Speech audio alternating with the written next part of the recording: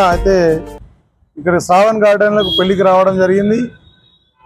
అందులో భాగంగా మా కొడుకు ఇక్కడికి ఈ బేకరీకి వచ్చినప్పుడు సందర్భంగా మా అబ్బాయిది 2 తులాల బాస్లెట్ ఇక్కడ చేయి నుంచి జారిపోవడం వల్ల ఈ అనుపమ బేకరీ ఓనర్ అను బేకరీ ఓనర్ గారు మాకు మా బంగారం మాకు రాత్రి సీసీ కెమెరాల లెంకి మీ ఫోన్ చేస్తా అని చెప్పిండు.